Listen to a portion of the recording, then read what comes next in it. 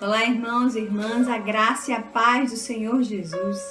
Louvamos a Deus por ter a oportunidade de estarmos aqui mais uma vez e podermos contribuir com a sua vida, com o seu ministério, com sua vida com o Senhor em aprendizagem da palavra de Deus. Só em gratidão mesmo ao Senhor. Só Deus pode proporcionar isso pra gente, né? Então eu venho aqui mais uma vez para partilharmos um texto da palavra do Senhor, dando continuidade ao capítulo 3 do livro de Isaías, a partir do verso 16 até o verso 26, nós iremos adentrar o capítulo 4 hoje, para fazer o fechamento do sentido do que o profeta vem trazer no seu livro. E sobre esse assunto eu queria discutir com vocês acerca do tema: o julgamento das mulheres de Jerusalém e o reinado do renovo do Senhor.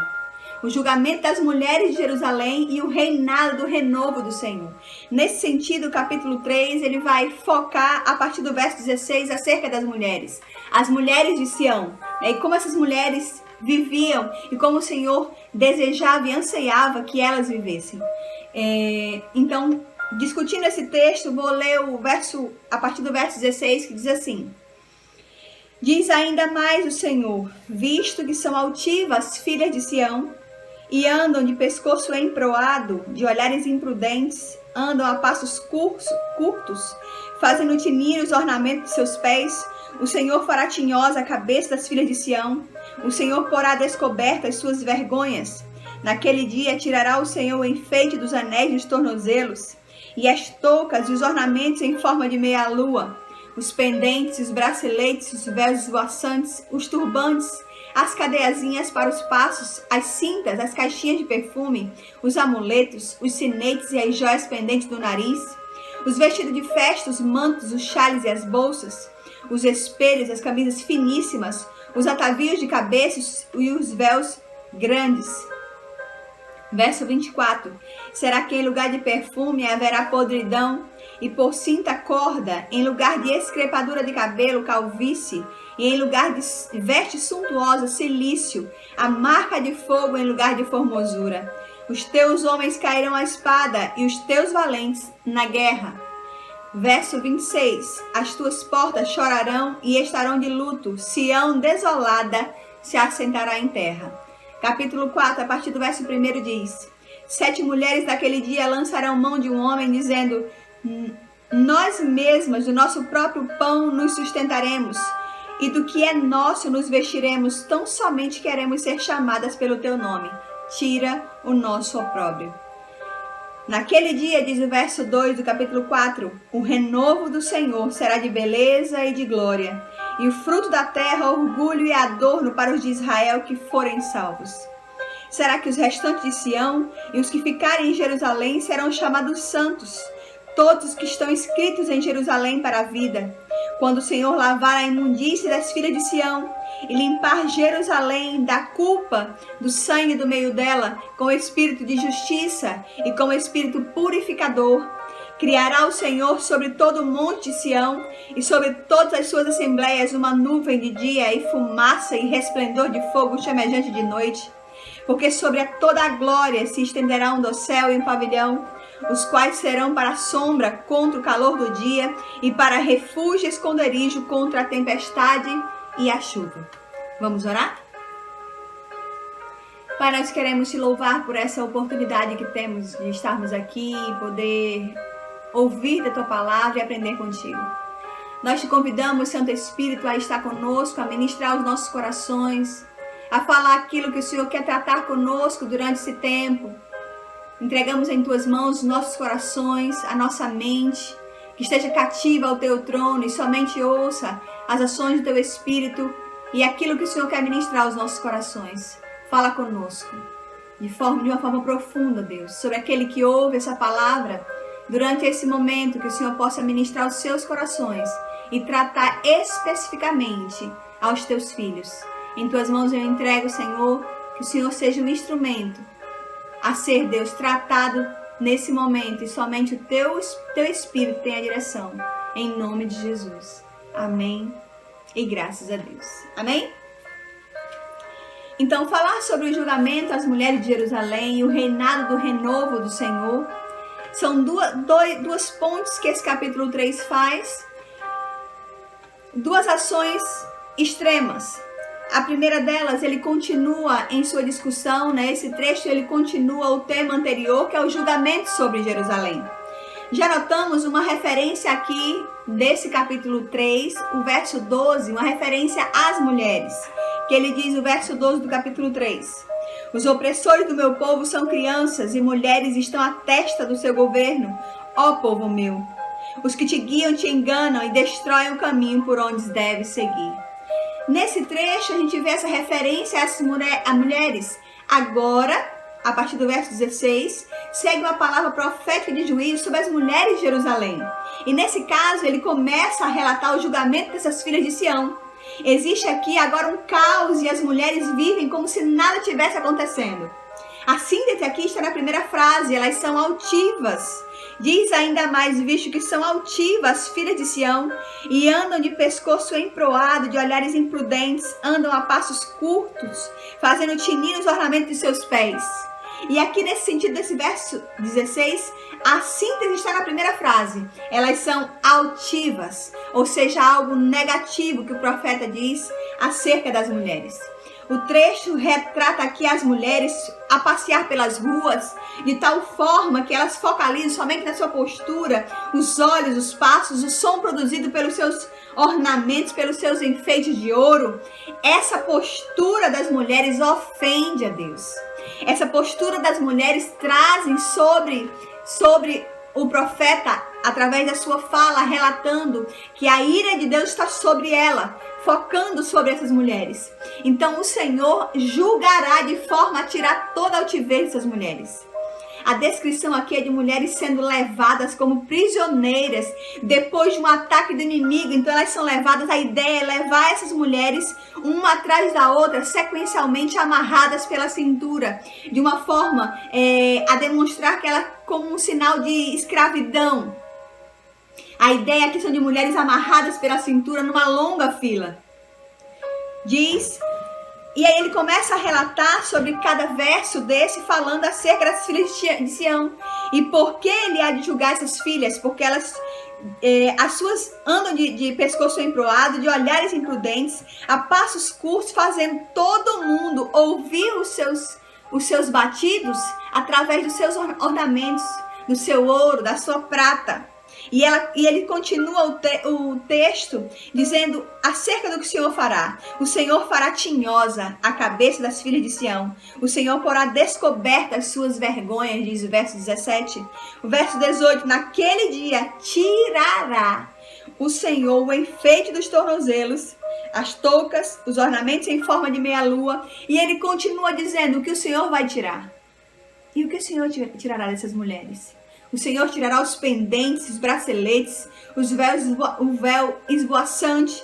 O Senhor tirará os sinetes, as joias do nariz, o vestido de festa, os mantos, os espelhos, as camisas finíssimas. E aí ele continua a mostrar que todo luxo o Senhor vai tirar. Será que em lugar de perfume haverá podridão? E por cinta, corda, em lugar de escrepadura de cabelo, haverá calvície. Nesse sentido, o verso 24, quando ele retrata a calvície, aqui a mulher teria os seus cabelos cortados. No sentido, quando ele fala em um novo cabelo que iria crescer, seria um sinal de que agora ela está subordinada a outro homem. O pano de saco aqui desse verso 24 é um sinal da veste de luto, de lamentação, de choro. O estigma aqui é uma cicatriz que pode ter sido de alguma marca, trazida de posse, demonstrar que não tem mais identidade. Tem um poder que está sobre ela agora, que a oprime, que atraz tristeza, que atraz angústia sobre essa mulher. Esses serviam de sinais visíveis de uma humilhação. Esses seriam sinais visíveis. Agora, em vez de beleza, haveria vergonha. Em vez de alegria, haveria somente opressão e tristeza. O verso 25 do capítulo 3 diz: os teus homens cairão à espada e os teus valentes na guerra. O Senhor faria sobre essas mulheres a perca de todos os homens. Os homens seriam destruídos à guerra e elas estariam agora totalmente desprotegidas. É nesse mesmo sentido que o verso 26 vai dizer: as suas portas chorarão e estarão de luto, Sião desolada se assentará em terra.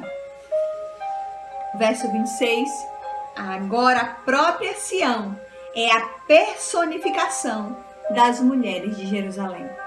Por isso que ele diz: as suas portas chorarão e estarão de luto, Sião desolada se assentará em terra. O cenário aqui é de desolação, o cenário aqui é de lamento, o cenário é de angústia profunda, o cenário é de amargura. Sião ficou sem nada, tudo que lhe tinha foi tirado, os homens da cidade foram mortos na guerra. E agora? Se os homens para com as mulheres que era sinal de proteção, de providência, o Senhor diz que esses homens serão mortos na guerra. O resultado aqui é de total carência. E em continuidade ao contexto do capítulo 3, o resultado também é de carência de liderança.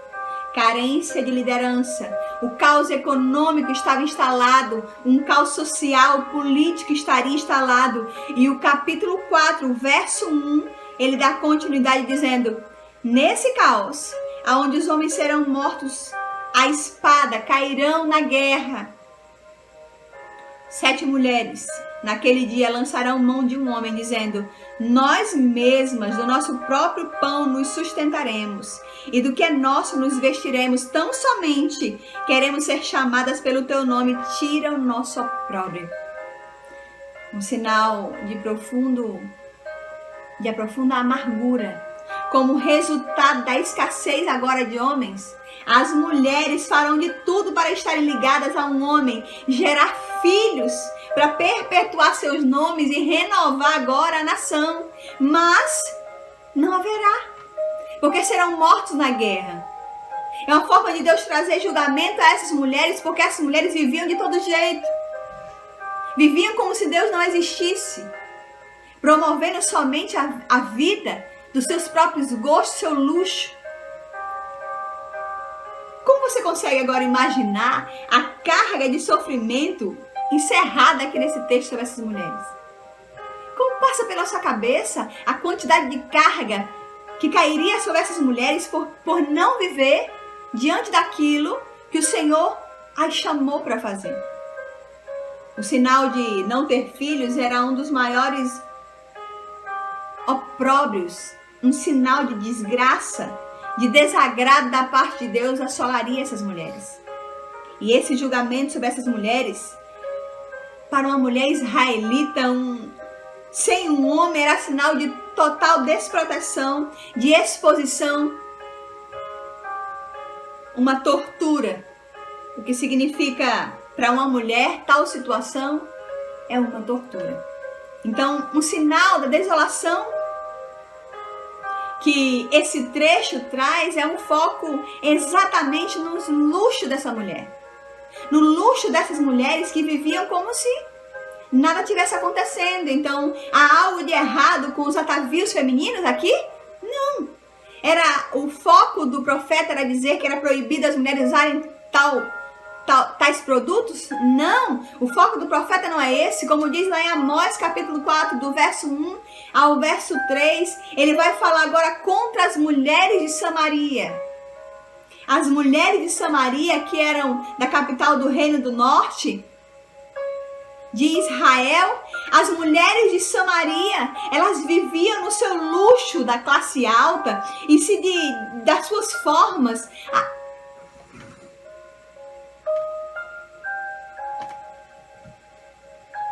Há algo de errado com os atavios femininos? Não. O alvo aqui está como o profeta Amós traz lá no seu capítulo 4, do verso 1 ao verso 4, quando ele fala contra as mulheres de Samaria, diante do mesmo contexto, na mesma situação, acontecendo paralelamente, o Senhor traz julgamento sobre essas mulheres que viviam o luxo das mulheres de classe alta e se deve à forma como a elite dominante oprime e rouba os pobres. Para, através desse roubo dos pobres, permanecer e manter-se na sua luxúria. O trecho do capítulo 3, o verso 14 e 15 se encaixa aqui com o anúncio do cenário. Acompanha comigo aqui do capítulo 3 de Isaías. Ele diz, o verso 14 e 15, o Senhor entra em juízo contra os anciãos do seu povo e contra seus príncipes. Vós sois que consumistes a vinha, o que roubaste do pobre está em vossa casa. É nesse sentido que o profeta traz um julgamento sobre essas mulheres, porque viviam de todo jeito. O luxo do roubo dos pobres estava em vossa casa. E essas mulheres fingiam como se nada estivesse acontecendo, como se elas não fossem participantes. Os homens pecavam em suas ações e elas compartilhavam utilizando esses objetos e fingindo como se nada tivesse acontecendo. O Senhor as julga que elas pecam tanto quanto qualquer outro. O Senhor as coloca no mesmo patamar de pecado e o Senhor as confronta nesse trecho, colocando um anúncio condenatório aos anciãos e líderes que roubam aos pobres. No capítulo 2, do verso 6 ao verso 8, nós vemos uma elite aqui poderosa. No capítulo 2, a partir do verso 6 de Isaías, a gente vê aqui uma elite poderosa que acumula tesouros com comércio internacional. E nesse caso, eles sem se importar de como seria o envolvimento com a idolatria das nações. Todo esse luxo sobre a cabeça das mulheres, todo esse luxo não interessava o preço que era pago. O que interessava era o luxo que elas viviam. E o Senhor as condena, o Senhor fala especificamente às mulheres. Por isso, Deus e o profeta se indignam contra essa situação. Por isso, Deus e o profeta traz agora um esclarecimento sobre a situação e o Senhor diz, há julgamento para vocês. Há julgamento para vocês. Esse luxo todo custa o sangue da vida dos pobres. Esse luxo todo tem o sangue aí. O sangue da vida dos pobres. Então, o julgamento será exatamente na mesma altura. O julgamento será exatamente na mesma altura. É interessante que o problema aqui não está em enriquecer. O problema aqui não está na riqueza, não está em ter muito dinheiro, em ser próspero. O problema aqui está na forma ilícita da conquista desse dinheiro. Está em ser participante disso. O problema aqui está nisso. Então o problema aqui não está em enriquecer. O problema aqui não está em ter dinheiro, em ser próspero financeiramente. O problema aqui está na forma ilícita de conquistar esse dinheiro. O problema aqui está que custou o sangue de alguém. Custando o sangue de alguém. E vendo os pobres passar fome e viver uma vida dissoluta, como se não tivesse amanhã, o Senhor as julga. O Senhor as traz como culpadas. E viverem diante disso, e ver um caos social e permanecerem como se nada tivesse acontecendo. Entre o versículo 1 e 2 do capítulo 4, há aqui uma clara mudança de situação, uma clara mudança de assunto e também uma clara mudança no tom. Contudo, agora o tema geral ele permanece. O profeta continua agora a tratar do futuro, de um futuro muito bem definido, um futuro que está prestes a acontecer, está prestes a vir. Esse dia agora envolve o julgamento do povo de Deus e do mundo. Esse dia agora envolve como Deus há de julgar as nações, como Deus há de fazer aos povos. Agora vemos o outro lado da intervenção de Deus. A partir do verso 2, acompanha comigo. naquele dia, o renovo do Senhor será de beleza e de glória. O fruto da terra, orgulho e adorno para os de Israel que forem salvos. É interessante aqui que agora a gente vê esse outro lado da intervenção de Deus. Se apresentando como o Deus que intervém na história e que muda histórias. E ele traz aqui como esclarecimento, naquele dia, o renovo do Senhor será de beleza e de glória. O rebento do Senhor será de beleza e será de glória. Nesse caso, o rebento aqui que ele apresenta com letra maiúscula, trata-se aqui de uma pessoa. Trata-se aqui de uma pessoa. Acompanha comigo Jeremias capítulo 23, o verso 5, que Jeremias vai tratar e vai trazer sobre o renovo justo. Jeremias capítulo 23, o verso 5, que diz assim: Eis que vem dias, diz o Senhor, em que levantarei a Davi um renovo justo. E rei que é, reinará e agirá sabiamente e executará o juízo e a justiça na terra. Aqui o profeta Jeremias, ele relata sobre o renovo de Davi. Nesse sentido, o renovo de Davi, que é o rebento justo, que é o renovo justo, esse rebento de Davi aqui, ele vai trazer em todo o Antigo Testamento, ele faz referência a Cristo com essa nomenclatura, renovo, rebento. Tanto que você pode observar que o R ele é maiúsculo. Cristo como Messias, o rei da linhagem de Davi, está posto no verso 2, dizendo, naquele dia, o renovo do Senhor será de beleza e de glória, e o fruto da terra, orgulho para as nações. Alguns interpretam o nome renovo como o nome da natureza de Cristo, o nome da natureza divina de Cristo. Então o renovo aqui, tratando-se da natureza divina de Cristo, naquele dia o renovo do Senhor será de beleza e de glória, e o fruto da terra, orgulho e adorno para os de Israel que forem salvos. Aleluia!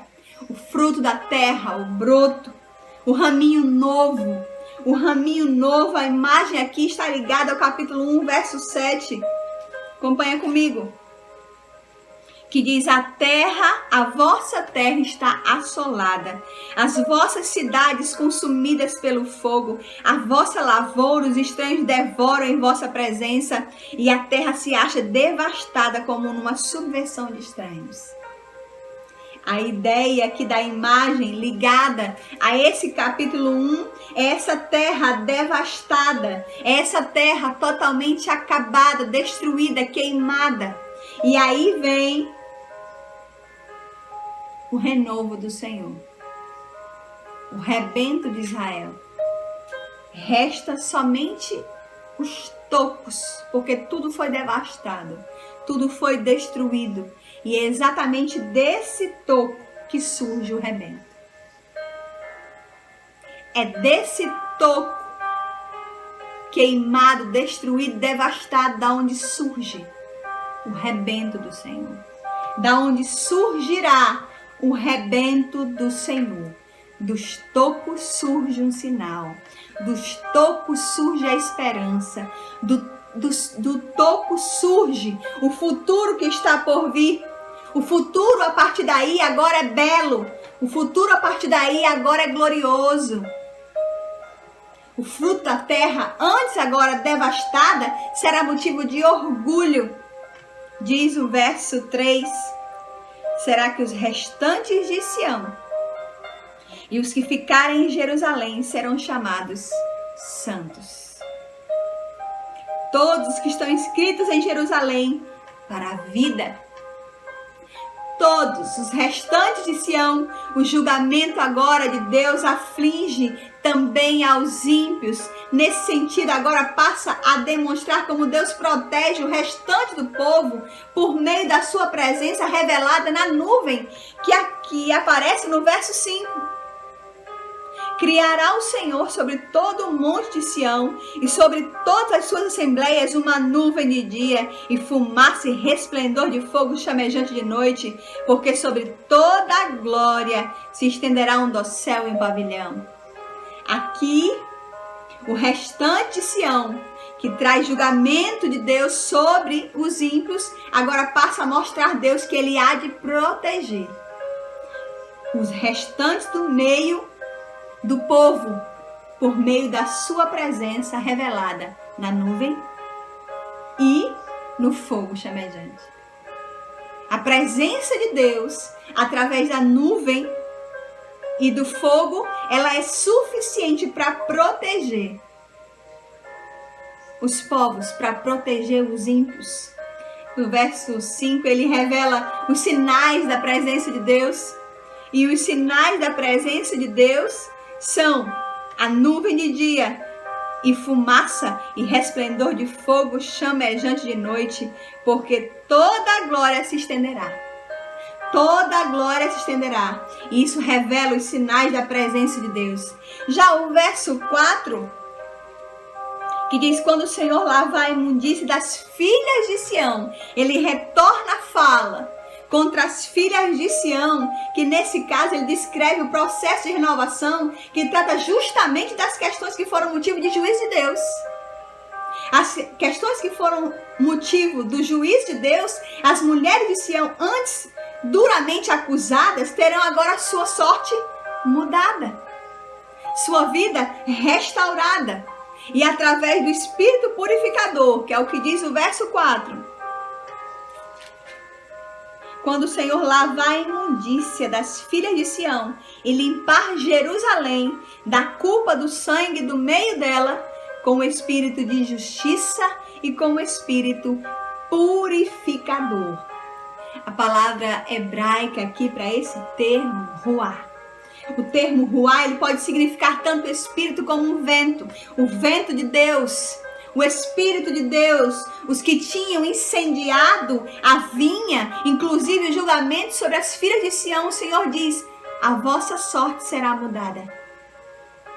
Já não será mais a mesma coisa, porque o rebento nascerá em meio à desgraça, em meio à devastação. Um rebento sairá. Os que tinham incendiado a vinha, agora todos eles serão abrasados pelo sopro do Espírito de Deus. Todos eles serão abrasados pelo fogo purificador de Javé. Todos eles serão abrasados. E a vinha agora não mais será queimada. A vinha agora florescerá como um rebento, nascerá como os tocos. De lá surge a esperança. O renovo é o nome do grande Messias. Esse renovo, Cristo, o rei da linhagem de Davi, o renovo será de purificação por causa da mancha de sangue, como diz o verso 4. O Senhor purificará o sangue do meio dela. O Senhor restaurará todas as coisas. Verso 6. Os quais serão para a sombra contra o calor do dia e para refrigério e esconderijo contra as tempestades e a chuva.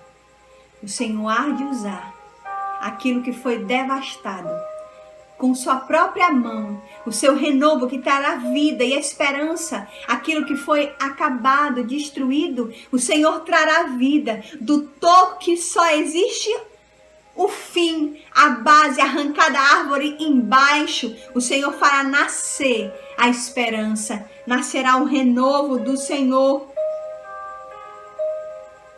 E com esse sinal, os quais serão para a sombra contra o calor do dia e refúgio, esconderijo contra a tempestade e a chuva, eles serão um instrumento para abençoar os povos. Porque o Senhor fará isso. E o que eu aprendo com isso? O que eu aprendo com esse texto? O Senhor restaurará todas as coisas. O renovo do Senhor será suficiente para trazer vida ao que está morto. A purificação será suficiente para tirar o que é pecado, a purificação ao que está marcado pelo pecado. O Senhor fará, transformando o impossível, dando vida ao que está morto, renovando as forças daquele que não tem mais nenhum vigor.